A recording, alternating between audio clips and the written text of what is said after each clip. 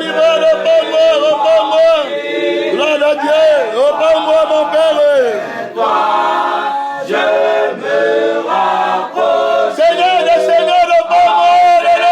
Il est question de toi. Alléluia. Gloire à Dieu. Gloire à Dieu. Gloire à Dieu. Oh mon Dieu, prends pitié. Seigneur vivant, prends pitié de moi. Amen. Gloire à Dieu. La réponse est vivante. Tu n'es pas une opinion, tu es une personne. Gloire à Dieu. Je me rapproche.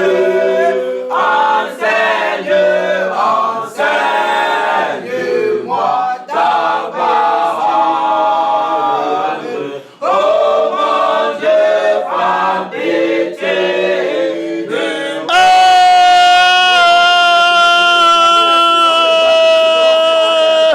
Hey, repends-moi. Ton nom, c'est la parole de Dieu. Tu l'enseignes par l'erreur. Hey, il est question de toi, la vérité, dans le douleur du monde. Révèle-toi.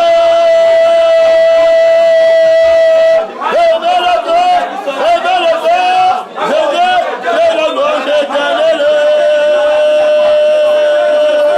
Hey, révèle-toi, sacerdoce perpétuel, intransmissible. Révèle-toi ton nom. C'est la parole de Dieu. C'est la parole de Dieu. C'est la parole de Dieu. Révèle la justice de Dieu. Révèle ton droit de grâce. Révèle ton nom est vrai et esprit. Enseigne ton nom. Enseigne la vie de ton nom. Hey! Alléluia. Gloire à Dieu. Bienheureux. Hey! Alléluia. C'est toi qui as fait l'unanimité dans l'adoration. Hey! Alléluia. Oh, gloire infinie. La France est en Grèce.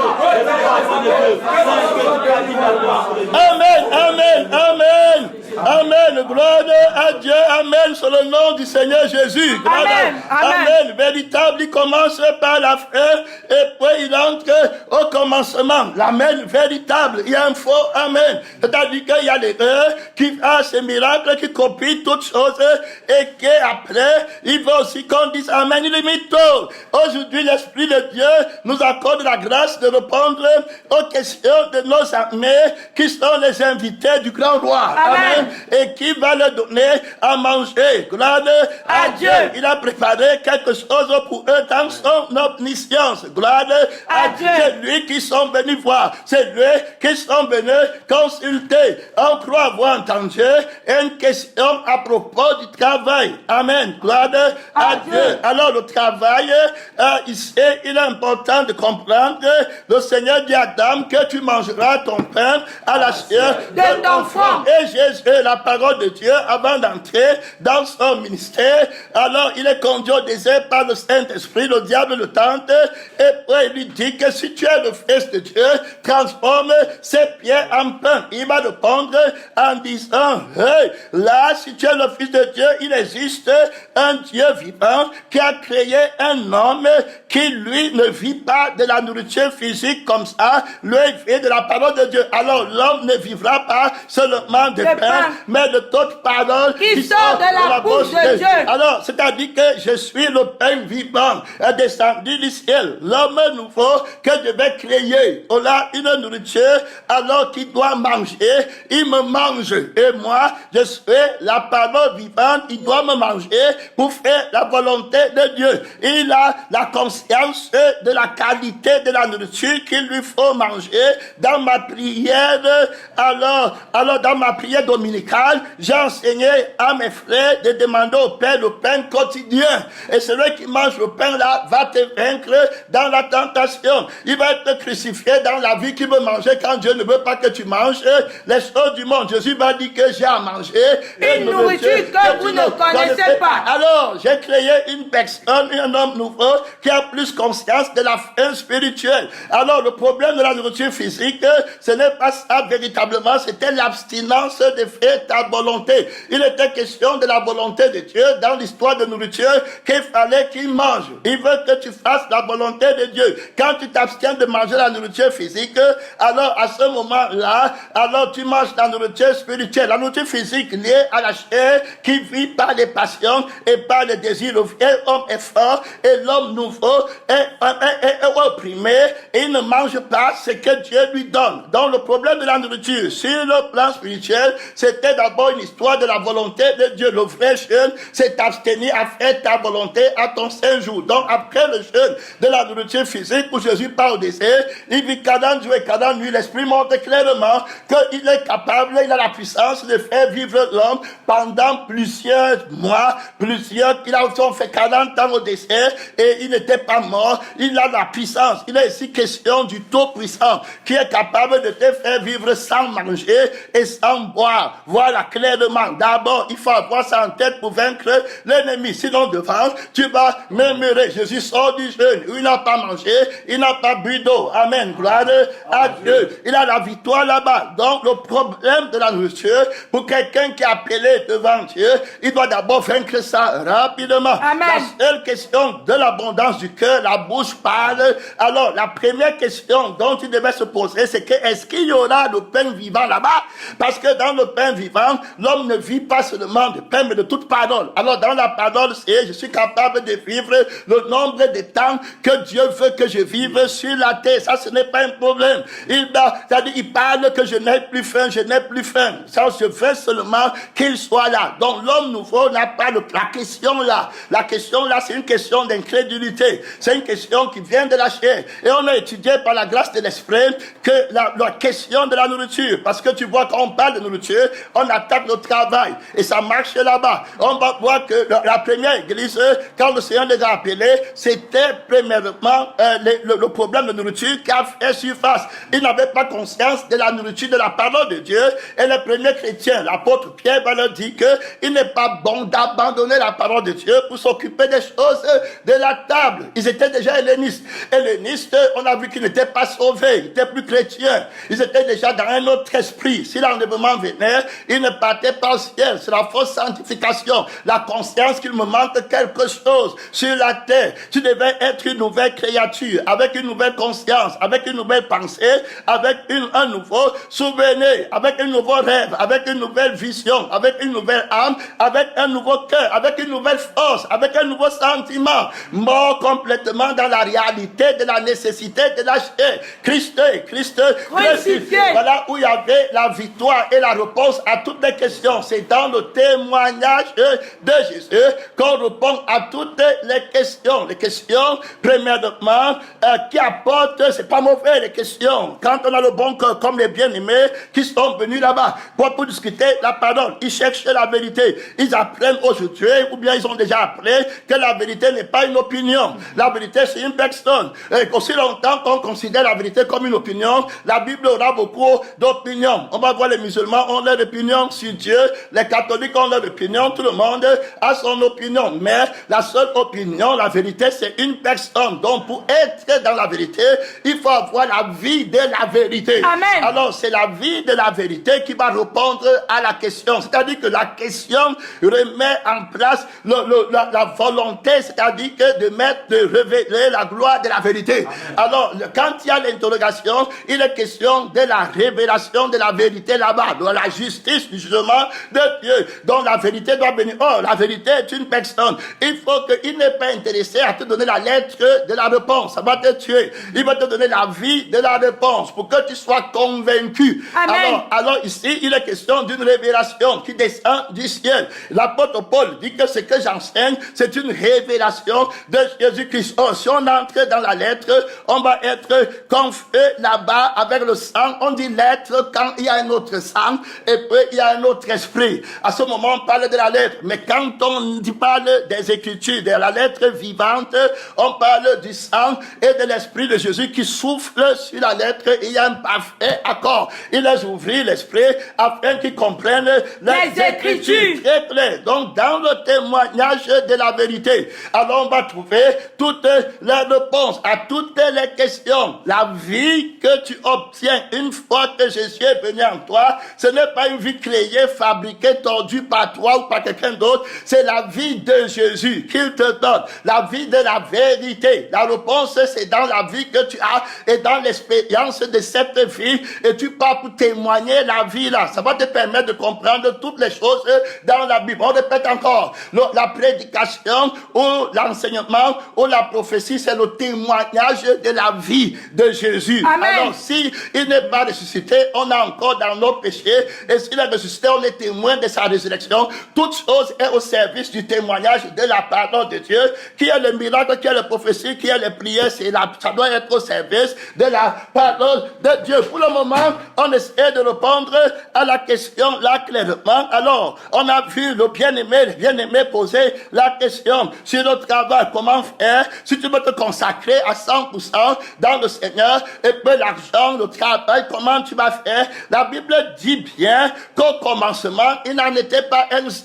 Au commencement de l'Église, la volonté de Jésus, il a prié pour une Église sainte, irrépréhensible. Il dit que je prie pour qu'il soit parfaitement un. Voilà l'Église que la parole voulait construire. Après, il y a eu beaucoup d'églises après. C'est-à-dire que les gens qui n'ont pas reçu le témoignage de la parole en vivant par la parole, mais qui ont reçu la foi en Jésus, ils ont reçu au début l'Esprit de Dieu, mais ils n'ont pas voulu crucifier la chair avec ses passions, avec ses désirs. Alors là-bas, ils sont restés pris dans un piège terrible. Ils ont gardé leur vie, ils ont gardé leur avoir. Alors à ce moment-là, ils veulent maintenant aller travailler pour Dieu. Ils ont leur avoir, ils sont seuls, ils ne sont pas dans le plan de Dieu.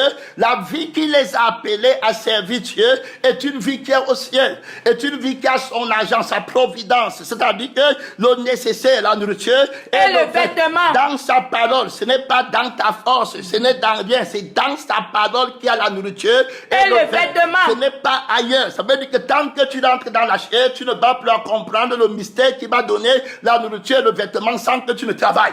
C'est la parole qui a dit que si le Père dans le ciel, alors nourrit les oiseaux du ciel qui n'amassent pas, ne te nourrira-t-il pas toi qui es le temple de Dieu?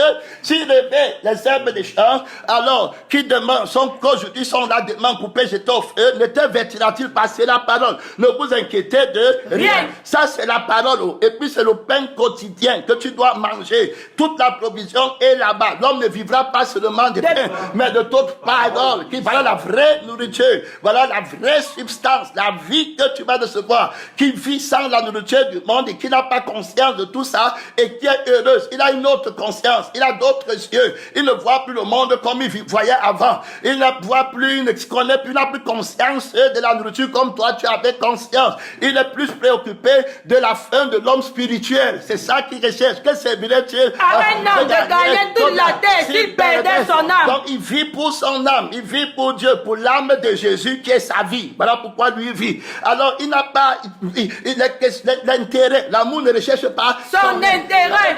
L'autre chose là-bas que lui n'a pas le questionnement là. Il comprend qu'il ne peut plus comprendre la voix de la vérité, de la parole, tant qu'il change de sang pour revenir à lui-même. Il se garde de toute question qui remet lui-même en cause, qui donne la priorité à lui-même. C'est-à-dire qu'il recherche lui-même en quelque sorte derrière Jésus. Il va tomber dans l'égarement. Mais s'il recherche seulement Dieu, le Seigneur va être sa réponse. Alors l'église primitive, ils vont tout vendre, ils vont être ensemble et on lit bien là-bas dans le livre de Actes 4, ici clairement, la multitude de ceux qui avaient cru n'avaient qu'un seul cœur. La multitude de ceux qui avaient cru n'avaient qu'un seul cœur, une seule âme. Nul ne disait que c'est bien lui appartient en propre, mais tout était en commun entre eux. Voilà comment Jésus avait voulu. Et il a prié, si tu es dans le dos dans Jean chapitre 17, que je prie pour qu'il soit parfaitement. Pour être parfaitement, il faut que lui ait ma vie, mon cœur, ma conscience, ma pensée, lui ait ma vie, mon cœur. Alors ici, ce qu'ils apportent représente les prémices, représente l'offrande, le don, la dîme qu'Abraham a donné à Melchisédek quand Melchisédek est venu devant lui. Abraham prend le pain et il boit le vin, c'est-à-dire qu'il représente le sang de Christ. Il change de vie complètement, il prend les prémices et puis donne à Melchisédek. Melchisédek amène ça au ciel. C'est la provision qu'il a le pouvoir de dispenser sur son corps, sur la terre. Il a ses dents, la parole de Dieu, c'est un mystère. C'est la provision de l'homme nouveau. Tu vois ça dans la maison, à l'extérieur de la maison, on ne peut peux pas t'expliquer. L'homme naturel ne peut pas comprendre comment on prend 5 pains, ça devient 5000 pains, sans que quelqu'un ait travaillé, sans que quelqu'un ait acheté l'huile, la farine, à la boulangerie. Mais 5000 pains apparaissent comme ça. C'est comme ça qu'ils vivent ensemble dans la parole de Dieu. Il est question de servir l'auto-puissant. Donc, les églises devraient être ensemble, tout en commun. La Bible dit qu'il y avait entre parmi eux aucun indigent. S'ils avaient la nourriture et le vêtement, cela leur suffisait. Qu'il est beau pour les frères d'être ensemble, car c'est là-bas que Dieu envoie la bénédiction, la vie pour l'éternité. Ils veillent là-bas.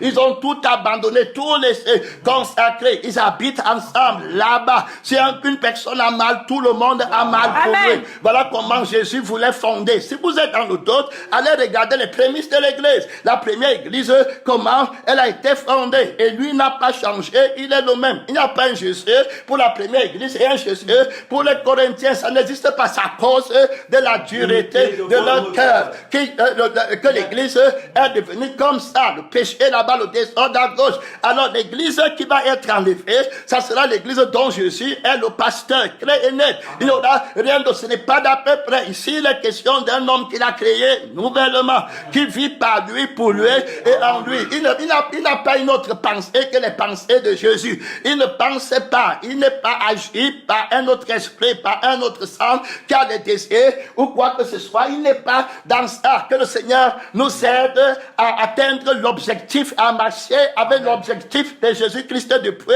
le commencement. Il n'appelle pas la chair et mélanger la chair avec l'esprit. D'où viennent les luttes, d'où viennent les querelles, n'est-ce pas, de vos passions qui combattent dans vos mains. Vous convoitez, vous ne possédez pas. Il y a même la convoitise de la nourriture. On a vu à l'église, prémettez, le diable va passer là-bas. La nourriture les amène en enfer. Et on a vu qu'ils sont cherchés les parrains, les hellénistes. Alors, pour aller, les veuves là n'étaient pas les veuves de Christ. Ce sont les veuves qui veulent que leur premier mari vive encore. Donc, ils vont revenir là-bas avec toutes sortes de plaintes et de la conscience. Qui t'a dit que tu n'as pas à manger? Ce n'était pas l'Esprit de Dieu. Donc, il faut être conduit par l'Esprit de Dieu. Qui t'a dit qu'on te méprise dans le partage de la nourriture? Ce n'était pas l'Esprit de Dieu. L'homme nouveau discerne ce qui vient de l'Esprit et ce qui vient de la chair. Alors, il ne prend pas la vie de l'interrogation satanique. Il sait que quand la vie de l'interrogation satanique le touche, il y a le trouble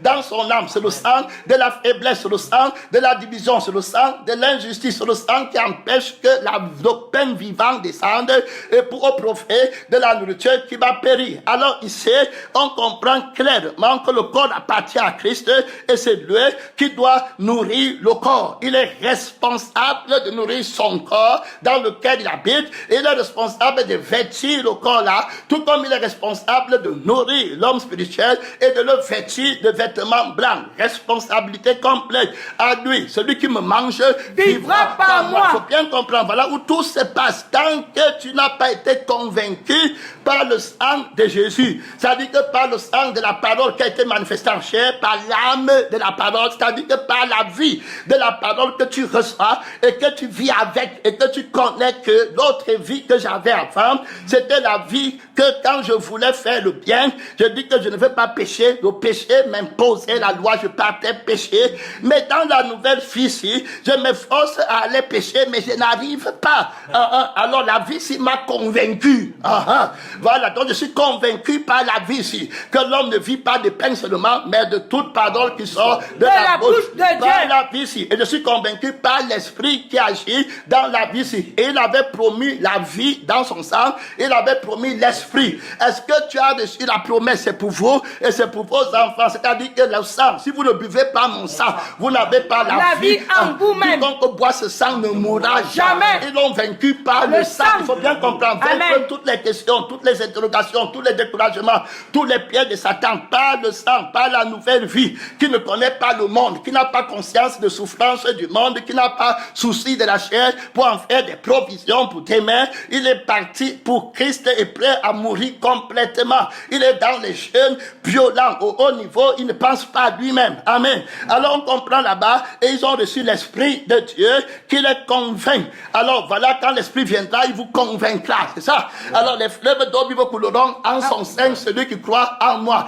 Donc la richesse de la vie du ciel qui doit être implantée sur la terre. paix. Voilà la commission des porteurs du message de la parole de Dieu, les témoins de cette vie. Sur la terre, il y a une autre vie, mais eux, ils sont témoins de la vie là. Alors, la nourriture qu'ils ont ensemble les suffit beaucoup. Amen. Ils sont trop. Les frères qui sont ici sont ensemble. Ce n'est pas la magie. Toi, tu es frère, tu as quitté ta maison et tout, et puis tu es resté avec les frères du Seigneur. Tu te contentes de la nourriture et du vêtement. Et tu es très à l'aise. Voilà, la vie, là-bas, un seul cœur, une seule âme, un seul esprit. Et ça, c'est depuis des années. Maintenant, l'autre ne va pas faire parce qu'il n'a pas la foi et l'amour. On a parlé de la foi qui était agissante par l'amour. Alors, l'amour de quoi? Quand tu entends amour, amour de quoi? On dit que n'aimez pas le monde et les choses qui sont dans le monde. Si quelqu'un aime le monde, l'amour du Père n'est point en lui. Et l'amour du Père, c'est quoi? On a vu que Jésus va dire, avant de prier qu'on est un, il va dire que Père, comme mon Père qui est vivant m'a envoyé et que je vis par le Père, celui qui me ment vivra par moi. Donc l'amour du Père, c'est l'amour que le Père a eu pour Jésus et c'est avec l'amour là qui nous donne de vivre. Alors donc comme le Père l'a aimé, c'est ça non? Et c'est comme ça aussi qu'il nous a aimé. Donc le Père nous aime par Jésus-Christ. Voilà l'amour là, l'amour de la vérité. Alors on y a plein notre vie, donc pas pour mourir cette vie complètement. On apprend l'obéissance par la souffrance. Dans les questions de bouffe, nourriture, on n'a pas conseil, on ne connaît pas ça. Est-ce qu'il y aura le sang là-bas? Est-ce qu'il y aura la chair qui n'a pas de levain là-bas? Voilà la question que l'homme nouveau se pose en tout. C'est pourquoi aujourd'hui on voit les gens qui partent habiter chez le faux prophète. Il y a la nourriture en abondance, il y a les maisons, le luxe, tout, mais il n'y a pas le pain qui n'a pas de levain, il n'y a pas le sang là-bas. Pourquoi? Ce n'est pas l'homme nouveau qui cherche Jésus, c'est encore le mauvais sang qui exerce son influence sur toi. Mais si tu étais mort, tu serais dégagé de la vie, de la faiblesse, qui a des interrogations pareilles. Et ça t'empêche d'avancer dans l'amour de Dieu. Donc l'amour ici consiste à aimer la vie. Parce qu'il dit que mon Père est vivant. Donc mon Père a une vie par laquelle je vis. Il dit que je vis par le Père. Alors j'aime la vie du Père. Alors c'est ce qui définit mon amour pour lui. Et je lutte contre toute autre vie. C'est pourquoi son enseignement est de haut niveau. Il dit que si tu aimes ta vie, tu la perdras. Alors tu aimes la vie de Satan. Alors tu aimes ton père, le diable. Alors il vient détruire ta vie pour la sanctification. Il faut bien comprendre. Amen. C'est resté théorique pendant beaucoup d'années. Ce n'est pas le salut qu'on raconte, c'est la mort d'une vie. Une vie meurt. Ça veut dire que tu meurs, ton sang meurt, ton cœur meurt, ta pensée meurt, tes rêves meurent, ta conscience meurt, ta volonté meurt. Tu es annulé, tu es ennemi de Jésus. Il ne veut pas te voir. Tu es maudit, tu pars dans le feu. Il a emprisonné le péché dans la chair. Il veut créer un homme nouveau. Ton obéissance est mauvaise, ton don est mauvais, ta prière est mauvaise, ton jeûne est mauvais, ta prophétie est mauvaise. Vous pouvez comprendre, parce que demain quand on va répondre aux questions devant, tu ne comprendras pas. Si tu es seulement dans la lettre de ça, tu vas revenir avec homme et femme encore devant lui, alors qu'il te dit que c'est sa vie qui parle. Il faut bien comprendre ici. C'est pourquoi il dit que si on comprend par le sang, et si on comprend par l'esprit, étant convaincu par le sang, étant convaincu par l'esprit, de la compréhension de la parole de Dieu. Amen. C'est pour ça là, très clair. Donc quelqu'un qui n'est pas dans le sang ne peut pas comprendre. C'est à vous qu'a été donné de connaître le mystère du royaume des cieux. Aux autres, ils ne comprennent pas. On les parle en parabole. Terminé. Nouvelle naissance, un seul cœur, une seule âme. Et c'était tous les jours assidus ensemble. Pour faire, il n'y a plus le temps de ta vie appartient à Jésus. Ce n'est pas simple à autre chose. Il est tout puissant. Et lui ne se met pas à genoux devant maman. À compromettre avec le monde pour faire vivre ses serviteurs sur la terre. N'oublie pas, il est tout puissant. Et comme ça, qu'on l'appelle. C'est ça, non? Amen. Dieu tout puissant. Donc ce n'est pas la puissance qui manque là-bas. Donc tu comprends que voilà l'objectif de Dieu dès le départ. Mais tu pars dans une église où on est crucifié à 50%. L'autre dit que voici ma part. Pourquoi Ananias et Saphira ne sont pas entrés là-bas? Ils ne peuvent pas être un cœur, ils ne peuvent pas être un âme. Ils ont pensé au lendemain. Ils ont pensé à eux-mêmes. Ils se sont confiés à leur force. Alors ils n'ont pas suivi le crucifié et le ressuscité. Ils ne le connaissent connaissent pas, ils ne connaissent pas son nom. Leur offrande a été rejetée. L'adoration, là, Jésus n'accepte pas complètement tout. Tu déposes, tu n'as plus de confiance, tu n'as plus d'endroit où t'appuyer. Ta hanche est déhanchée. Tu ne peux plus t'appuyer sur quelque chose, seulement sur lui. Fainé. Voilà la profonde humilité et la conviction que Jésus est Seigneur des Seigneurs, à la gloire et à la louange de Dieu. Pas les mots, c'est ça qui est dangereux. C'est les mots. Il faut la vraie vie. Être convaincu de ça. Que même si un ange descend du ciel, il te dit une autre chose, tu dis que tu as menti. Je vois la vérité dans la vie ici.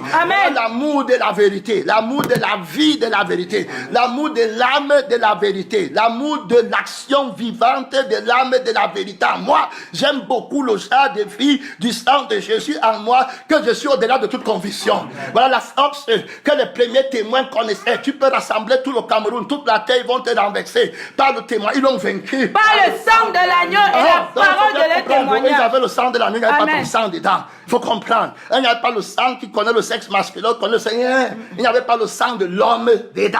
Il faut bien comprendre le fondement là, avant de partir plus loin. Donc comprendre ici clairement qu'il était question de ce plan d'action. Alors il dit que quiconque d'entre vous ne renonce pas à tout ce qu'il possède, il ne peut pas comment? S'il voulait que tu sois économe et que tu construis, il voudrait que tu gardes un peu, mais il dit tout. Alors il va faire comment devant? Il dit que celui qui me mange vivra par moi. Vivra par moi, c'est pas seulement un autre sens, c'est partout. S'il lui faut la nourriture, c'est moi. Attention, il dit ça à ceux qui sont dans son sang. Ceux qui ont la vraie foi en lui. Ils ne craignent rien. Ils ne vivent pas son nom. Si tu doutes, tu vas voir les gens comme nous sur la terre qui sont en train de vivre en son nom. Ça veut dire qu'en la vie de son nom et en l'esprit de son nom, qui est capable de nous faire vivre sans rien pendant 10 milliards de siècles. Son nom, c'est la parole de Dieu. Voilà la force là-bas. La révélation, c'est dans le sang là. Il ne peut jamais te donner sa vie, rester avec. Il va te laisser avec les dons, avec les réflexions, avec les révélations. Il peut te laisser partir avec les miracles mensongers, mais il ne peut pas te laisser partir avec son âme. Ça, il ne peut pas te laisser partir avec. Jamais.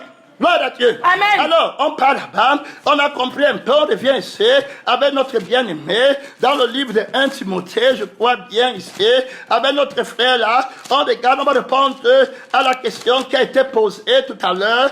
Quand la question a été posée, tu prends l'enseignement, tu peux écouter. Amen. Il y a beaucoup d'autres enseignements dans la parole de Dieu que tu peux aller écouter. Voilà, comprendre. Et puis, il est question ici de la révélation. Amen. De la parole de Dieu, parce que comme Ésaïe 29 est en train de dire, le livre est scellé, amen, complètement scellé, donc tu ne peux pas comprendre, c'est cacheté profondément. Donc tu vas voir, aujourd'hui on était en train de voir comment Joseph, on lui parle de 5 vaches, de 7 vaches, et puis on lui parle de 7 épées, et il dit que les vaches veulent dire année, alors que c'est écrit vache, mais lui dit année.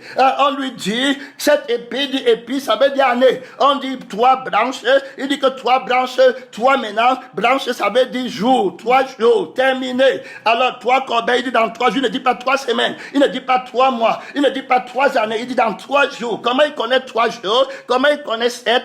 Comment il fait pour lire ça? Ce n'est pas la lettre et le sang qui le lui ont révélé, mais c'est mon Père qui est au ciel, qui a la pensée de la parole de Dieu. Clairement, la pensée doit être donnée. Tu as été créé d'abord. Ça veut dire que tu n'es capable de rien. Tu as été créé par Dieu. Beaucoup de chrétiens ne savent pas qu'ils ont été créés. Donc, premièrement, tout est déjà fini là-bas. Alors, si tu ne sais pas que tu as été créé, tu vas rester avec une habileté de la chair. Et tu vas croire que l'habileté de la chair peut t'aider devant. Alors, ta foi n'est pas parfaite en Dieu. Tu dis de la bouche, pas la lettre que tu crois en Dieu, mais naturellement, tu crois en toi-même. Et tu es inconscient de ta faute et de ton péché jusqu'à ce que Jésus vienne avec son esprit, avec son sang pour te convaincre. Gloire à Dieu. Amen. Et pour que tu comprennes. C'est quand la lumière vient que tu vois les ténèbres. C'est quand l'humilité vraie vient que tu remarques qu'il y avait l'orgueil. Donc tu comprends clairement cette révélation de la part de l'esprit de Dieu humble. Donc la parole est cachetée. C'est l'esprit qui ouvre ton intelligence. Et l'esprit nous aide clairement. Je te dis qu'il est question de moi dans le rouleau du livre. Ça, c'est pourquoi il il dit qu'il faut avoir son sang et son esprit pour comprendre. On dit bien son sang. On parle de l'évangile par le sang et par l'esprit. On ne parle pas de l'évangile de sexe dedans. Non. Il y a eu beaucoup de pièges qui ont été tendus à l'apôtre Paul. Et c'est comme maintenant, on parle de la révélation en haut et puis quelqu'un vient avec l'écriture en bas. Alors tu dois quitter le haut là pour venir le trouver en bas. Et c'est très difficile de l'aider à comprendre parce que même Jésus aura les problèmes de confondre et de répondre aux pharisiens. Ils vont descendre en bas avec lui. Ils vont côté les Écritures. On a appris que le Messie demeure éternellement. Alors, ils ne comprennent pas que éternellement ne s'explique que dans le témoignage. Amen. Il faut qu'il naisse dans la chair, qu'il meure et qu'il ressuscite afin d'être éternellement. Mais comme ils ne veulent pas passer par le témoignage pour avoir la vérité, ils meurent. Le témoignage, c'est l'expérience avec Jésus qui fait que tu t'humilies pour lui appartenir afin de recevoir ce qui lui appartient. Il ne va pas te donner ce qui lui appartient quand tu as quelqu'un d'autre. C'est la folie, c'est l'insensé, c'est être insensé. C'est pourquoi il insiste. D'autres ont vaincu par le sang et la parole de leur témoignage. Voilà ce qu'on fait ici. Ce n'est pas que je prêche, je ne prêche rien ici. C'est ce que le sang de Jésus dit et ce que l'Esprit de Dieu dit. Et il m'enseigne par sa vie. Il n'avait pas question d'homme ou bien africain ou bien apôtre ou bien fils d'Abraham quant à la chair. Il n'y avait pas. C'était tout le monde. Alors ici, il faut bien comprendre ces mystères avant d'aller dans la parole, comprendre ce que Paul a dit. Donc Paul va se retrouver dans beaucoup de situations. Il va se retrouver, par exemple, dans le problème du mariage. Il va se retrouver dans la vie avec des gens qui ne sont pas crucifiés à 100%. Ils ont encore les désirs sexuels qui viennent du monde, les luttes, les passions. Paul connaissait bien, Galates 5:24. Il va dire que ceux qui sont à Jésus ont crucifié la chair avec ses passions, avec ses désirs. Mais tu viens en Christ, tu as encore les désirs. Tu vois, tu sens que je veux, tu as conscience, tu regardes une femme, tu sais que c'est une femme. L'homme nouveau, lui, ne sait pas que c'est une femme. Amen. Il n'a pas l'âme là qui lui dit ça. Il n'a pas l'esprit là qui lui dit ça. Il voit une âme qui doit être sauvée. Amen. C'était tout ce qu'il voit. Mais toi, tu n'es pas comme ça. Les questions, tu ne peux pas comprendre la réponse. Lui, il a une autre vie qui lui donne la réponse à ça. Donc, il ne peut pas convoiter la femme là. Alors, il n'a pas conscience du plaisir du sexe. Ça veut dire que le plaisir que la chair t'avait donné dans le sexe après le péché d'Adam, alors Adam va entrer dans un autre plaisir, va connaître qu'il était nu avec Ève. Alors là-bas, la convoitise de la chair va prendre Dieu et le diable va utiliser la chair pour orchestrer les désirs sexuels. Et là-bas, il va amener le peuple à pécher au haut niveau devant. Ils vont prendre les rapports sexuels quant à l'esprit du péché et non quant à Dieu. Alors c'est ça le problème. Quand Jésus vient pour nous racheter, il nous donne la nature qu'Adam avait avant. Amen. Voilà où il nous amène. Il dit que si vous ne vous repentez pas et ne devenez pas comme les petits enfants, vous n'entrerez pas dans le royaume des cieux. Amen. Alors la conscience du péché est tombée. Amen. C'est pourquoi tu ne peux pas dire que tu es parfait. Si on va te demander avec tout, tu vas te dire que j'ai un problème. Je dis, c'est le sang de l'imperfection. Moi, je suis parfait. Amen. Je n'ai aucun péché. J'ai la force éternelle. Je suis convaincu par le sang. Amen. Et par l'esprit. Je ne connais pas comment on fait pour pécher. Je ne connais pas. Avant, j'étais dans ça. Je ne lis pas. Je ne résiste pas à la tentation. J'ai déjà David que j'ai vaincu la tentation. Tout homme est tenté lorsqu'il a attiré. Et avancé par sa convoitise. Par sa propre convoitise. Très clair. Alors là-bas, on voit que Jésus t'a affranchi, t'a donné les nouveaux yeux. On passe là-bas, clairement. Alors lui, il a une autre vie. Alors toi, tu n'as pas la vie là. Tu es venu en Christ, tu as encore le désir de la femme comme tu avais avant. Il va donc leur dire, il vaut mieux se marier que de brûler. Alors, il faut bien comprendre, très clair. C'est-à-dire que vous êtes rentré dans le premier Adam, là où il est tombé dans les passions et les désirs. Vous n'avez pas expérimenté la liberté du deuxième Adam. Alors, allez vous marier en attendant la grâce qui va vous affranchir. Amen. Plutôt que vous commencez à faire la fornication et tout ça, ils sont rentrés dans le sang du premier Adam. Il faut bien comprendre, parce que ceux qui sont dans le sang du deuxième Adam ont crucifié le sang là. Amen. Voilà, ils sont entrés dans le sang nouveau par la résurrection de Jésus. Ils sont témoins de la résurrection. Ils ne sont pas témoins d'autre chose. Et c'est Marie de Magdala qui peut annoncer la résurrection de Jésus. Et c'est le seul message que tout le monde prêche. Amen. Il n'y a plus, si quelqu'un ne prêche pas la résurrection de Jésus, c'est un faux chrétien. Amen. Si Christ n'est pas ressuscité d'entre vous êtes encore dans vos péchés. Pourquoi c'est Marie de Magdala qui pas dit que Jésus est ressuscité d'entre les morts? C'est la parole qui lui dit. La véracité de son témoignage n'est pas dans son sexe. C'est dans la parole qui lui a dit, va dire que Jésus est ressuscité. Amen. Si Jésus veut, il la laisse tomber, ne ressuscite pas, alors son témoignage est faux. Ce n'est pas le sexe qui peut déterminer son témoignage. C'est ramener Jésus à rien, à zéro. Savoir conscience que tu as une supériorité sur la femme, alors que tu n'as aucune supériorité sur la femme. La femme part au ciel, tu pars en enfer. Tranquille, avec tes 2 pieds là-bas, vite, que le Seigneur nous aide. Alors, il avait des pièges comme ça. C'est pourquoi dans la Bible, tu vas voir dire autre chose. Souvent, tu vois qu'il dit autre chose, il se confond. Mais non. À un autre côté, dans 1 Corinthiens 7, il va revenir, il va dire ceci, il va dire que, alors, pour la Vierge, je lui qu'il est bon de rester comme moi. Si ses maris auront des tribulations dans la chair, alors je veux vous épargner. L'homme qui est marié cherche à plaire à sa femme, et la femme qui est mariée cherche à plaire à son mari. Et alors, pour vous éloigner de tout ça, ne vous mariez pas, restez comme vous êtes. Je ne vous dis pas ça pour vous prendre au piège. Quel piège? Ça veut dire que comme vous avez les désirs de sexe et tout ça qui peuvent venir, et vous dites que si j'étais marié, je ne vais pas pécher. Ce n'est pas un piège. C'est que la vie que Jésus vous donne, c'est une vie libre. Amen. Tu ne connais pas ça. Amen. Alors le vrai chrétien fuit tout ça. Il dit c'est afin de vous attacher au Seigneur sans distraction. Là maintenant c'est une autre vie qu'il met à la table. Pourtant l'autre va venir, mais l'apôtre Paul a dit que si tu manques, tu te pries. Regarde ce qu'il vient pour, regarde ce qu'il descend, regarde où il est. Ça ne marche pas, il est dans la prison, on va le chercher là-bas. Après, celle qui n'est pas mariée va lui expliquer. Et comment dire, est-ce que c'est clair? Ce n'était pas ça, c'est une histoire de vie. Les autres boivent le sang de la liberté. Ils ne connaissent pas, tu te maries pour le sexe, ne discute pas, tu sais que c'est là que tu es en train de partir, les plaisirs de la chair. C'est pourquoi tu ne peux pas attendre Dieu. Alors, tu me dis que ta conscience est tout là-bas, on comprend que le mariage, c'est Dieu qui l'ordonne, pas à partir de la convoitise de la chair. Donc ici, il y a 2 Adams, il faut bien comprendre. Alors, ici, on va répondre à la question du bien-aimé, des bien-aimés là-bas, sur l'affaire de la femme, alors qui peut enseigner, ou qui ne peut pas enseigner. Alors ici, elle dit ceci, très clairement, mais elle dit ceci, que la femme écoute l'instruction en silence. En silence, avec une entière soumission. Ça, dans le cas, si c'est tout le monde, tu ne peux pas dire que c'est seulement la femme. L'homme à l'église écoute la parole avec silence et entière soumission. Pas de dispute, ce n'est pas seulement la femme.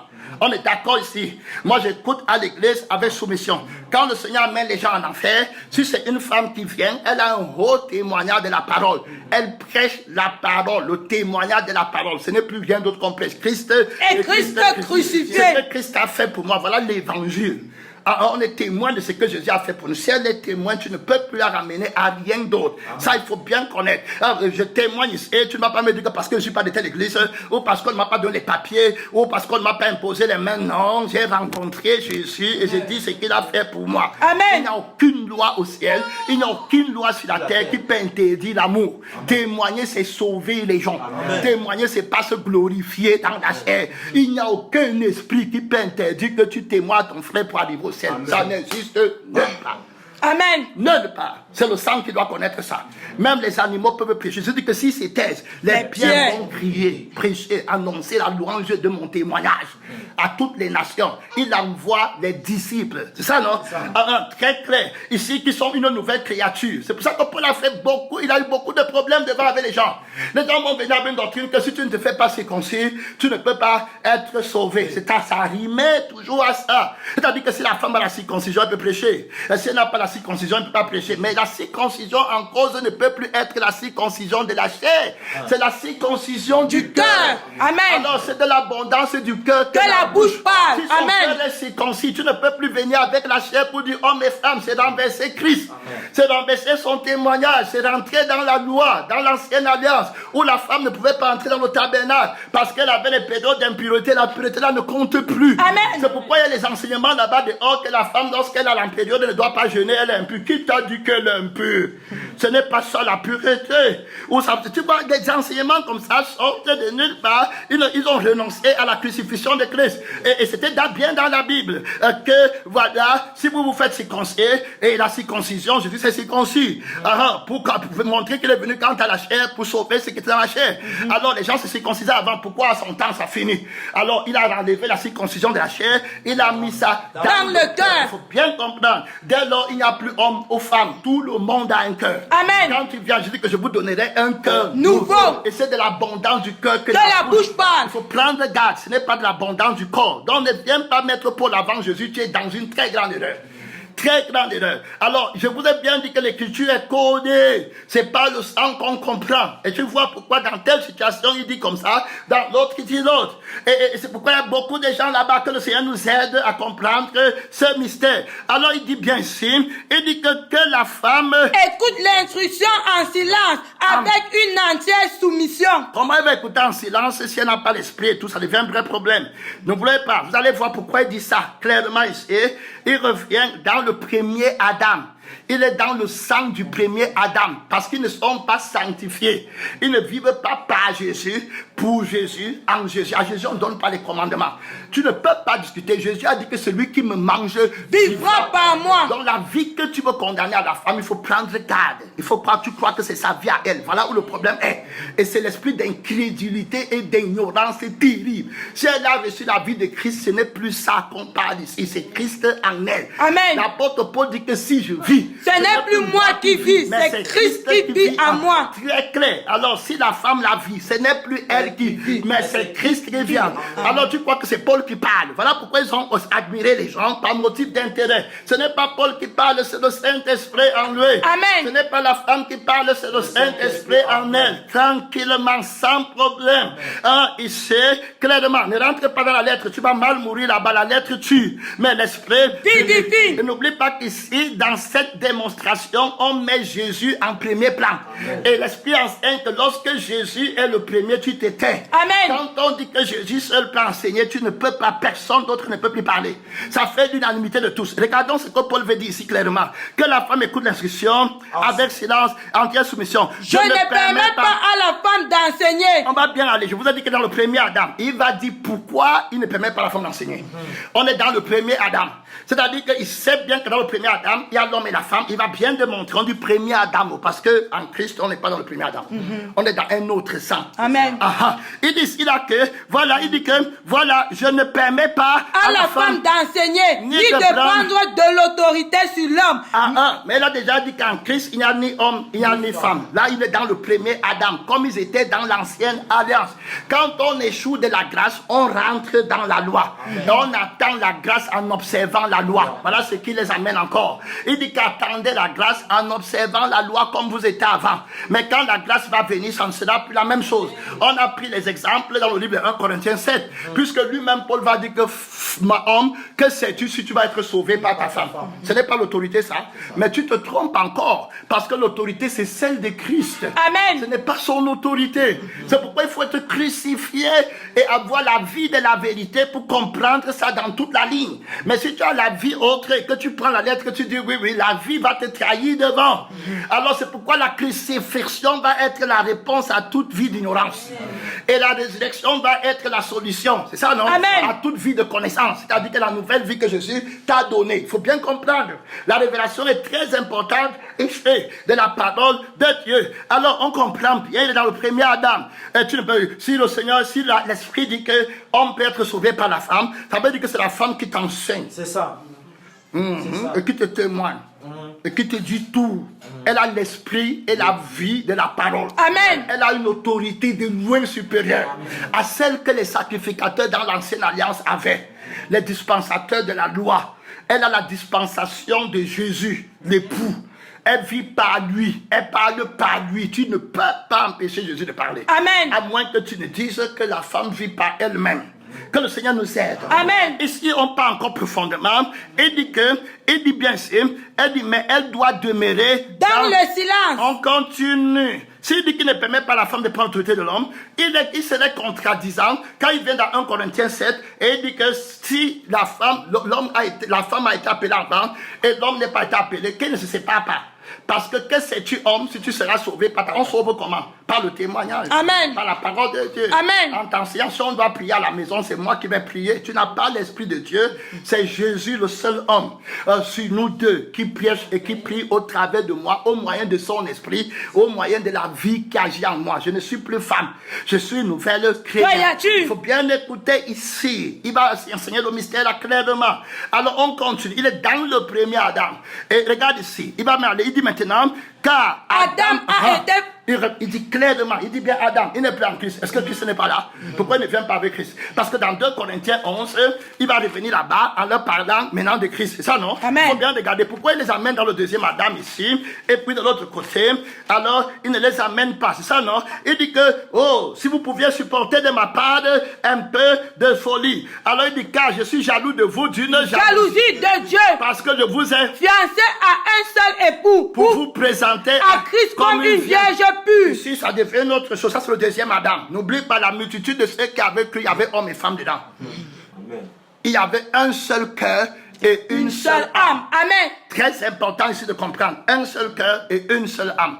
Alors, l'Église avance où Jésus va enlever la tradition de la loi et remplacer l'esprit. Même les apôtres, à leur commencement, voyaient seulement comme ça. Même Paul va l'amener faire des vœux. C'est après qu'il va voir qu'il ne doit plus faire les vœux et tout ça. Ils sont en train de chercher la passation, la Pâque de Jésus, la résurrection de Jésus, ce qu'il a accompli. Ils voyaient même difficilement que Jésus était Dieu, que Jésus était la parole manifestée en chair. Ils sont restés longtemps dans Jésus, Fils de Dieu. C'est la révélation de l'esprit qui dit que la parole a été manifesté à chair. C'est au-delà de leur compréhension. C'est Jésus seul qui peut ouvrir l'intelligence. Ici, on parle, on regarde, toutefois, de même que le serpent s'est dit, elle passe en rue. Je crains que vos pensées ne se détournent de la simplicité à l'égard de Christ. Ici, là, il est déjà dans le deuxième Adam. Il a vertu homme et femmes dedans. Vous êtes tous pareils. C'est maintenant Jésus qui a l'autorité. Donc, dans le premier Adam, il va montrer clair. Il parle ici dans le premier Adam, où la femme est diminuée à l'homme. Elle est créée de l'homme. Mais dans le deuxième Adam, tu ne peux pas dire que la femme a été créée dans l'homme. Seulement l'humanité, la femme qui va être sauvée, qui a été tirée de Jésus. La femme de Jésus, la nouvelle créature. Parce que la Bible dit que ton créateur sera ton époux. Donc, c'est ceux qui sont une nouvelle créatures qui sont considérées là-bas, qui vont aller parler de la part de l'époux et qui vont témoigner. Il va expliquer le mystère là clairement ici. On continue. Il va dire que quand Adam a été formé, le premier, Ève ensuite. Mais en Christ, tu ne peux pas dire ça. Parce qu'on a été tous une nouvelle créature. Tout le monde a péché. C'est pourquoi il dit lui-même que la femme peut être née de nouveau avant l'homme dans un mariage. Donc ça n'a plus de sens. Si on veut prendre littéralement, ça ne donne plus rien. Parce que dans un couple où la femme et l'autre étaient des païens, Jésus devait observer la même hiérarchie. Il dit que l'homme doit d'abord être sauvé avant la femme. Mais en Christ, lui n'a pas ça. Il a créé un homme nouveau qui ne connaît pas la circoncision là. C'est dans le sang. Paul cherchait très fort à établir les fondements de la rationalité de la vie, de la vérité. Amen. La vérité, c'est une personne, ce n'est pas une opinion. Amen. Ce qui tue les gens, ils ne cherchent pas la vie de la personne de la vérité, mais ils cherchent l'opinion. Alors ça tue. Il faut avoir la vie de la vérité pour être dans la vérité. Amen. Tu ne peux pas marcher dans la vérité sans avoir la vie. Il dit que je suis la vérité, le chemin et la vie. Donc il faut la vie pour marcher sur le chemin de la vérité. Les trois là sont cités. Le chemin, la vie et la vérité. Tu n'as pas la vie de la vérité, tu n'as pas reçu l'amour de la vie là, tu ne peux pas comprendre ce que la vérité dit. Alors ici clairement, on voit, il dit donc Adam a été formé. Le premier, Ève ensuite. Ça nous prouve qu'il est dans le premier Adam, ici clairement, parce que Ève a été tirée de la côte d'Adam. Alors ça veut dire ici dans le deuxième Adam que l'Église ne peut pas prêcher avant Jésus. Amen. Parce que l'Église existe par le Créateur qu'on appelle Jésus. Amen. Alors elle est incapable de prêcher, même si elle le voulait, elle ne peut pas. Alors c'est lui Jésus qui a la circoncision par sa nature de Dieu qui sanctifie le cœur. L'homme, la femme ne peut pas porter la circoncision même si elle veut. Alors c'est Adam qui porte la circoncision pour Sarah. Alors même si Sarah veut pas, sa nature elle ne peut pas. Mais tu ne peux pas venir avec la même habilité dans le Seigneur. L'homme dans la chair, même s'il veut, il ne peut pas arriver à la prédication, à la sainteté que Dieu dit. Donc c'est le Jésus seul qui a la sainteté et qui a la circoncision du cœur. Donc tous hommes, femmes doivent se circoncire pour être éligible à parler de la sémence. Il faut comprendre ici, la sémence de la parole de Dieu ne peut pas venir de la sémence du sexe masculin. Amen. Il est question de la sémence de la parole de Dieu qui vient de l'esprit. Ce n'est pas la sémence de la chair. Que Dieu nous aide. Amen. Avec ce mystère qui est terriblement grand. Alors ici, on continue. Car Adam a été formé le premier, Ève ensuite. Et ici en Christ, tu ne peux pas dire ça. On a reçu la vie du premier-né. La femme comme l'homme, clair et net. La circoncision du cœur. Heureux les cœurs purs, car ils verront Dieu. Tu peux être homme, ton cœur n'est pas pur, tu ne vois pas Jésus, tu ne vois pas, tu ne peux pas parler de ce que tu ne vois pas. Et tu ne connais pas. Un aveugle ne peut pas conduire. Un aveugle. Son cœur est pur, elle voit bien, elle va te conduire. Mon frère, dans son cœur, c'est Christ qui l'a conduit. C'est Christ qui conduit. Alors ici, on continue. Il dit que, et ce n'est pas Adam qui a été séduit. Est-ce que tu peux appliquer ça dans le deuxième Adam? Tu as été séduit toi aussi. C'est dans le premier Adam qu'il a dit ça. Dans le deuxième Adam, la seule personne qui n'a pas été séduite, c'est Jésus. Amen. Il faut bien comprendre le mystère ici. Il n'y a pas d'erreur ici. Que le Seigneur nous aide. Amen. Il y a des choses que le Seigneur a dit là-bas, il a dit à l'autre. Tu crois qu'il y a la contradiction? Il n'y a aucune contradiction. Alors ici, il dit bien que c'est Ève, ce n'est pas Adam qui a été séduit. C'est la femme qui séduit, s'est rendue coupable de transgression. C'est ça là-bas, dans le premier Adam. C'était ça, non? Alors elle est la chair, elle est la côte, elle est faible. Pourquoi il dit ça? Il va continuer. Il regarde ce qu'il va dire. Il dit que, non, il y a un verset, je crois que c'est dans le livre de 1 Corinthiens 14, 34, où il dit que est-ce de vous que la parole de Dieu est sortie. C'est ça, non? Quand il compte que est-ce de vous où la parole de Dieu est sortie, pourquoi? C'est dans le premier Adam. Parce que c'est Adam qui reçoit la parole que tu ne mangeras pas de cet arbre. Le jour du tu vas mourir, c'est Adam. Ce n'est pas Ève. Elle n'a pas reçu ça. Mais en Christ, on ne peut plus appliquer ça. Ça ne va pas donner. La femme a reçu la parole. Gloire à Dieu. Et la personne qui reçoit la parole en premier, c'est Jésus qui est la parole, le pain vivant maintenant, car le sacerdoce. Et il va aller clair. La femme est sauvée par le mariage avec Christ. Clair et net. L'homme est sauvé par le mariage avec Christ. Regarde ici. Il m'a dit qu'elle sera néanmoins sauvée en devenant mère. Ça devient terrible. Maintenant, si tu veux prendre ton raisonnement, comment la femme, elle doit être sauvée en devenant mère? Donc Jésus a deux saluts. Tous les gens qui disent que la femme n'est pas péchée, tu les vois, ils arrivent ici, ils sont coincés. Ils ne savent plus quoi dire. Ils sont bloqués. La femme qui devient mère, c'est le témoignage qui est son enfant. Amen. Alors la femme, si quand elle va avoir le témoignage, elle devient mère. Elle porte le témoignage. C'est pour ça que l'apôtre Paul dit que mes enfants pour lesquels j'éprouve encore les douleurs de l'enfantement. Les mères, il va les nourrir avec le sein maternel. C'est l'église qui donne essence au témoignage de la parole de Dieu. Amen. Alors, le témoignage de la parole, là, il faut écouter, hein, parce que quand on parle beaucoup, et puis les gens ne comprennent pas à partir de la vie, rentrons dans l'Apocalypse, chapitre 12, ici, il dit qu'un grand signe parut dans le ciel, une femme enveloppée du soleil, la lune sous ses pieds, et une couronne de 12 étoiles sur sa tête. Elle était enceinte, et elle criait, étant en travail, dans les douleurs de l'enfantement. Voilà son enfant qu'elle va enfanter, qui lui doit lui parler. C'est l'enfant de l'époux, c'est le témoignage là qui m'a sauvé à l'église. Amen. Ce n'était pas la femme avait le sexe masculin ou bien l'homme masculin, ce n'est pas la sémence là. Le sang de la chair n'entre pas dans le lieu très saint. Amen. C'est Jésus qui entre là-bas avec son propre sang. Tu n'entreras jamais au ciel avec ton sang. C'est le sang de Jésus seul qu'on connaît. Si je vis, ce n'est plus moi qui vis, mais c'est Christ qui vit en moi. C'est les réalités éternelles que Jésus a plantées pour répondre à toutes sortes de questions devant. À moins que l'homme ait une autre vie, qu'il prend entre temps pour vivre avec, qu'il le fait supérieur à la femme qui ne peut pas recourir à la même vie qu'ils ont sur la chair. Mais c'est faux. L'homme a seulement la vie de Christ. La femme a seulement la vie de Christ étant une nouvelle créature. Il faut bien comprendre qu'il n'a pas de sexe masculin ou féminin. Que le Seigneur nous aide. Amen. Alors ici, il est entré, il dit que, regarde, un autre signe parut. Encore dans le ciel. Voilà, en douleur de l'enfantement. Un autre signe parut au ciel. Je ne veux pas entrer là-bas, je vais dire où est l'enfanta. Alors, ainsi là, regarde, le dragon s'éteint devant la femme qui allait enfanter, afin de dévorer son enfant lorsqu'elle aurait enfanté. Elle enfanta un fils qui doit perdre les nations avec une verge de fer. Et son enfant, le fils dont il est question, c'est l'enfant mâle. Amen. Et son enfant fut enlevé vers Dieu et vers son trône. Alors, il s'appelle l'enfant mâle. Alors, l'enfant mâle, ça veut dire que l'enfant qui porte la circoncision pour sa mère, qui ne pouvait pas être circoncise parce qu'elle n'a pas la nature de la sainteté du ciel, il faut que son mari ait la circoncision. Alors, son mari l'a connu, elle a enfanté le témoignage. C'est en ce moment que la femme, si elle sauvée, elle a le droit de donner témoignage à n'importe qui. Elle n'est plus dans le premier Adam, elle est entrée dans le deuxième Adam. À moins qu'on pense que le salut, c'est en quelqu'un d'autre. Le salut n'est qu'en Christ. Donc si elle a connu Christ, elle n'est plus dans le premier Adam, elle est dans le deuxième Adam. C'était ça, ce n'est pas la lettre. Amen. Quand il dit qu'il enseigne dans tous les églises qui ne sont pas sanctifiés. Là-bas, terrible. À moins qu'il cherche la vérité. Allons dans le livre, tu vois clairement ici que sur les enquêtes, demande-leur que le mystère de la femme qui va être sauvée en devenant mère, c'est quoi? On va lui prêcher un autre évangile. C'est comme il remet en question qu'elle n'est même pas sauvée. Elle est dans la chair.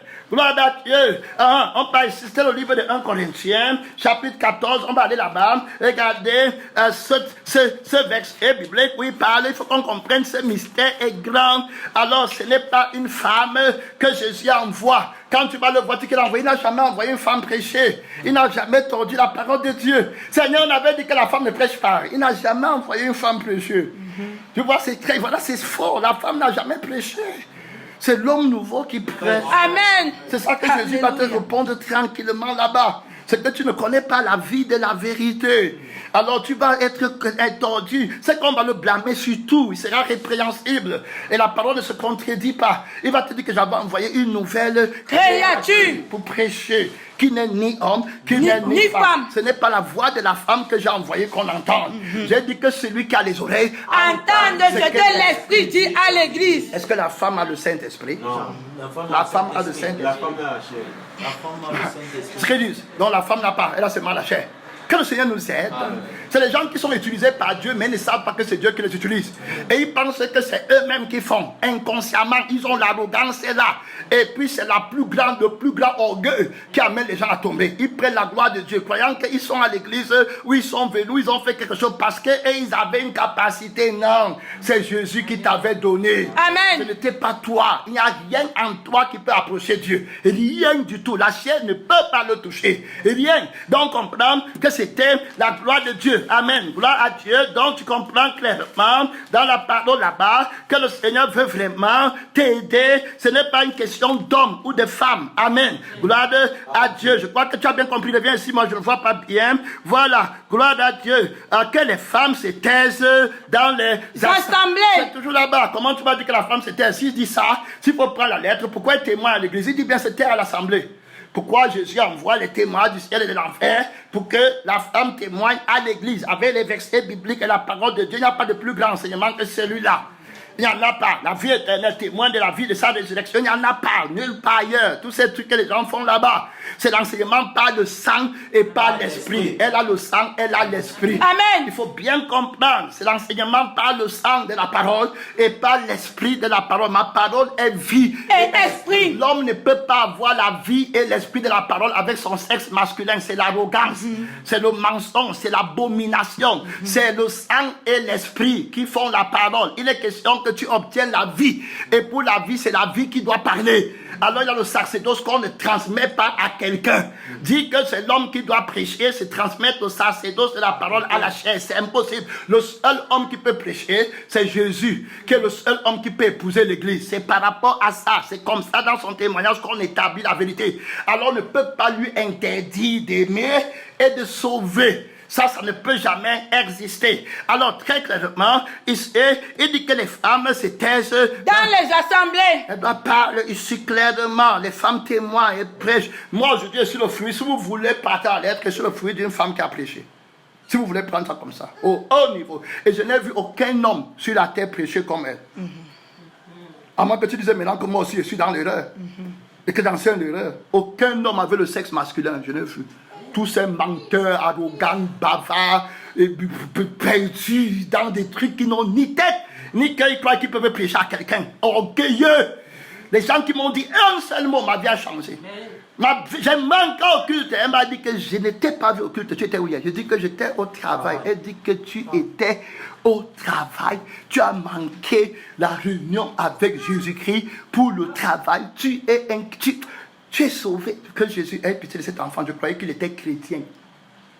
Il met maman avant l'Éternel béni, Jésus-Christ. Il dit qu'il prêche la parole de Dieu. Il est homme. Que Dieu nous aide. On parle des gens qui ont vécu 72 ans de prédication. Amen. Ils sont morts à 104 ans. Quand tu arrives, ils ont prêché l'évangile de consécration. Ce n'était pas les petits trucs que les gens font ici. La force de Jésus est parfaite quand tu ne peux pas. La force de l'époux Amen. est parfaite quand tu ne peux pas. Gloire à Dieu. Amen. C'est ça la femme qui est l'église, incapable d'être circoncis par sa force. Amen. Même si elle fait, elle ne peut pas. Alors l'incirconcision ici consiste au cœur qui n'est pas circoncis. Alors Jésus porte le cœur. Il faut bien comprendre ça. Alors que les femmes se taisent dans les assemblées, car il ne leur est pas permis d'y parler. C'est dans la chair, c'est dans le premier Adam. C'est ainsi qu'on trouve les gens qui sont adultères, qui font les machins, qui sont dans tout, qui mangent indignement le corps de Christ à leur propre désir, qui rentrent d'abord dans la chair. Là-bas, tranquille, c'est terminé. À la maison, c'est Jésus qui est d'abord le chef de famille par l'esprit qu'il a répandu sur sa servante. Amen. Terrible révélation. Et du cas, il ne leur est pas permis d'y parler, mais qu'elle soit soumise selon que le dit aussi la loi. Quelle loi? On n'est plus sous la loi, c'est très clair. Il montre clairement qu'il est dans la loi. La loi exerce son pouvoir sur l'homme aussi longtemps qu'il vit. Très bien aimé dans le Seigneur, que le Seigneur nous aide à comprendre. C'est pour ça qu'il faut la grâce de Dieu particulière pour comprendre. Il dit bien comme le dit la loi. Romains chapitre 7 nous aide ici. Il dit qu'il y aurait vous frères, car je parle à des gens qui connaissent la loi. Que la loi exerce son pouvoir sur l'homme aussi longtemps qu'il vit. La loi de tout ça qu'elle est disqualifiée, c'est parce qu'elle vit encore dans la chair. Amen. Mais si elle est morte de la chair, elle est dégagée de la loi là, de telle sorte qu'elle n'est plus condamnée. Elle agit maintenant par la loi de l'esprit de vie. Amen. Jésus-Christ. Terminé. Elle n'est plus une femme. Que le Seigneur nous aide. Que le Seigneur nous aide. Amen. Alors ici, il dit que ignorez-vous frères, car je parle à des gens qui connaissent la loi, car que la loi exerce son pouvoir sur l'homme aussi longtemps qu'il vit. Ainsi une femme mariée est liée par la loi à son mari tant qu'il vit. Alors, mais si le mari meurt, elle est dégagée de la loi qui la lie à son mari. Alors la loi là, alors le péché, c'est ça non? Amen. La chair avec ses passions et ses désirs, avec sa circoncision là-bas, qu'il faut que j'aie ça pour être approuvé devant Dieu. S'il faut que l'homme se circoncis dans la chair pour être approuvé devant Dieu, la femme ne va jamais être approuvée devant Dieu. Alors c'est terminé, il faut un salut pour la femme, il faut un salut pour l'homme. Que le Seigneur nous aide. Amen. Alors il dit donc, si du vivant de son mari, elle devient la femme d'un autre. Elle sera appelée adultère. Mais si le mari meurt, elle est affranchie de la loi. On dit comme le dit la loi, mais si le mari est mort, si la chair est crucifiée, elle est affranchie de la loi qui l'a disqualifiée. Maintenant, elle est une nouvelle créature. En Christ, ce n'est plus elle qui prêche, ce n'est plus le sang. Elle est avec le sang de Christ, elle avait l'esprit de Christ. Gloire à Dieu. C'est un mystère. Ici, si donc du vivant de son mari, elle devient la femme de quelqu'un d'autre, elle sera appelée adulte. Mais si le mari meurt, elle est affranchie de la loi, de sorte qu'elle n'est point adultère en devenant la femme d'un autre. Il explique, il dit de même, mes frères, vous avez été aussi mis par le corps de Christ à mort en ce qui concerne la loi, pour que vous apparteniez à un autre, à celui qui est ressuscité des morts. Alors, elle est fille de la résurrection. Elle est une nouvelle créature. Elle a la loi de l'esprit de vie. Elle a le droit d'aimer. On a déjà expliqué ce mystère, c'est grand. Elle est devenue mère. Elle a un témoignage. Elle a un enfant mâle qui l'a justifié pendant qu'elle parle. Son enfant a la circoncision. Quand tu regardes son témoignage, tu ne peux pas la condamner. Amen. Amen. Regarde à Dieu. Voilà le mystère là-bas. Et nous sommes tous des femmes qui avons un témoignage on a donné naissance. Et c'est la parole qui a donné lieu à ce témoignage. La parole et le témoignage sont un. Amen. C'est la parole de Dieu. Tu as été marié à Christ. C'est l'époux qui prêche au travers de nous. Tu ne peux pas me condamner. Mon mari va venir parler. Tu ne peux pas condamner la femme. Son époux va venir parler. Il a beaucoup d'autorité. La loi ne peut pas condamner sa femme. Lui, il a franchi la femme de la loi qui la disqualifie de prêcher. Il a recréé un homme nouveau qui va lui faire parler. Son nom, c'est la parole de Dieu. C'est un mystère qu'on explique maintenant. Amen. Ce n'est pas la lettre que tu parles. Ça, c'est un mystère de Dieu. Alors, elle vit avec la vie de Jésus. Elle vit avec l'esprit de Jésus. Amen. Gloire à Dieu. Donc, on comprend ici, dans notre première partie, cet enseignement qui est profond, qui est clair, qui est limpide. Alors, ce n'est pas une histoire de... Hey, regarde ici, il va m'aller loin. Il va dire qu'il ne l'avait pas bien essayant de parler dans l'assemblée, mais qu'elle soit soumise selon que le dit aussi la loi. On a vu que la loi ne s'applique pas sur elle. Amen. La Bible, une nouvelle créature. Il n'y a pas de loi comme ça en Christ. C'est la loi de la chair. Ça non? Amen. Gloire à Dieu. Si elles veulent s'instruire sur quelque chose, les maris à la maison. Mais ce serait contradictoire parce qu'il va dire que la femme peut être sauvée par l'homme. Comment on va mettre ça ici? Que l'homme peut être sauvé par la femme. Comment on va faire encore, puisqu'à la maison, ils ne sont pas sauvés. Dans le deuxième Adam, ça ne tient pas. Ça ne marche pas. Nouvelle créature. Quand on a dit que Jésus prêche, tu ne peux plus argumenter pour avoir raison. Amen. Son nom, c'est la parole de Dieu. Il a toute la gloire dans la prédication. Amen. C'est pour ça qu'il y a les erreurs là-bas, partout, des trucs que machin, il tordent, il part dans la lettre, les pharisiens. Jésus dit quoi? Vous sondez les Écritures parce que vous cherchez et espérez avoir en elles la vie. Ce sont ces Écritures qui parlent de moi. On parle Amen. de Jésus, il n'y a plus rien d'autre. Il a vaincu toute cette limite. Aucun homme ne peut se glorifier devant lui. Aucun. Le seul homme qui a le sexe masculin et qui donne la sémence de la parole incorruptible. Amen. C'est la parole de Dieu. Ça Amen. ne vient pas de l'homme ou bien de la femme. Donc on a bien compris qu'en Christ, il n'y a ni homme ni femme. Il va dire, s'ils veulent s'instruire de quelque chose, qu'elles s'interrogent les maris à la maison, car il est malséant à une femme de parler dans l'église. Jésus n'a jamais fait parler une femme, il a fait parler une nouvelle créature. Amen. L'église, très clair. Dans le deuxième Adam, clair et net. Alors, on est parti là-bas, il va parler, voilà, il va aller, alors on a parlé rapidement. Il dit, est-ce de chez vous que la parole de Dieu est sortie? Tu ne peux pas appliquer ça dans le deuxième Adam. Parce que la parole qu'on prêche ne sort pas de mon sexe masculin. C'est ça. Ça ne sort pas de mon sexe masculin, c'est pas ça, ça sort de Christ. Amen. Qui seul la parole de Dieu vient et qui a la circoncision et qui a le droit de prêcher. Il n'y a plus à dire, il n'y a plus rien là-bas. Ça ne peut pas marcher. C'est des raisonnements charnels qui troublent les gens. Ça, c'est l'esprit qui a écrit la Bible. Ce n'est pas l'homme. C'est poussé par l'esprit qu'ils ont écrit. Alors, c'est clair, c'est bien cohérent ici. Sinon, on va trouver les femmes qui prêchent et pêchent. Si une femme parle à l'église, elle prêche. Si elle témoigne à l'église, elle pêche. Il ne leur est pas permis de parler à l'église. Quels sont les gens qui... Que le Seigneur nous aide. Amen. Ce n'est pas une femme, c'est une nouvelle créature. Amen. Les choses anciennes sont passées. La loi qui l'a disqualifiée du sacerdoce, son mari a pris le sacerdoce pour elle. Donc elle entre avec le sang de Jésus. Elle n'entre pas avec son sang. Elle entre avec l'esprit de Jésus. Elle n'entre pas avec son esprit. Terrible force. Son nom, c'est la parole de Dieu. Clair et net. Beaucoup d'autorité. C'est l'autorité de Christ qu'elle vient avec. Amen. Sur toute chair. Que toute chair fasse silence devant l'Éternel. L'homme est dans la chair, la femme est dans la chair. Donc ça devient clair ici. Est-ce de chez vous que la parole de Dieu est sortie ou est-ce à vous seul qu'elle est parvenue? Très clair. Il dit que si quelqu'un croit être prophète ou inspiré, qu'il reconnaisse que ce que je dis est un commandement du Seigneur. Et moi-même je reconnais que c'est un commandement du Seigneur. La femme ne doit pas prêcher. Mais la nouvelle créature doit prêcher. Amen. Clair et net. Il n'y a aucune contradiction. Je crois qu'on a bien lu tout ce qu'il a dit. Amen. Il n'y a rien d'incompréhensible ici. C'est un mystère qu'on annonce clairement à toutes les nations. Christ et Christ crucifié. Rien ne va revenir devant lui. Que l'homme la chair n'a rien pris de la chair. Aucun crédit chez l'homme. Il n'est client de personne. Il est le débiteur de personne. Personne ne lui a emprunté une force pour Si se taisent les pierres, Amen. Il va nous manquer de temps pour aller démontrer dans d'autres points ici, dans la parole de Dieu. On a passé de temps, mais on va revenir. On va fermer ici parce qu'on ne veut pas de longue cassette. Père tout-puissant, mystère de Dieu, tu nous as révélé la force de ta parole. Hey, c'est toi seul qui as le sacerdoce qu'on ne peut pas transmettre. C'est toi qui as la parole. La parole est sortie de toi. Oh le Dieu.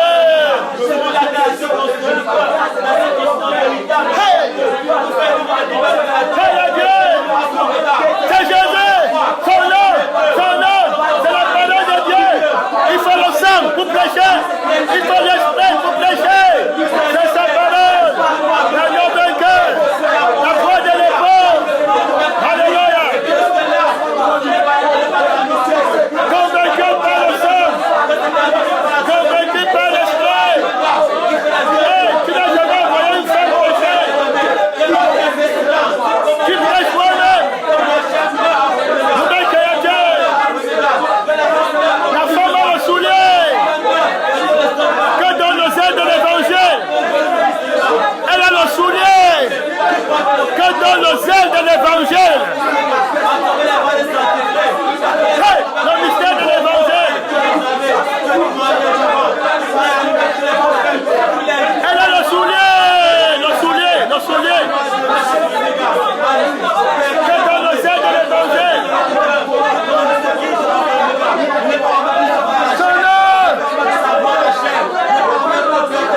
Amen, mon Père fini. La femme Merci Seigneur. La femme porte le soulier du zèle de l'évangile au nom de Jésus. Ah, la seule personne qui peut porter le soulier et travailler. Amen. Tout le monde ôte ses souliers de ses pieds. C'est ça, non? Amen. La seule personne, ôte de tes souliers de tes pieds, car le lieu où tu te tiens, c'est un lieu saint. Que Jésus est la seule personne qui porte le soulier. Ah, il est le patron de la maison. S'il n'est pas là-bas, ça devient la maison du déchaussé. Ah, quand il parle, il va relever le nom du défunt. Gloire à Dieu.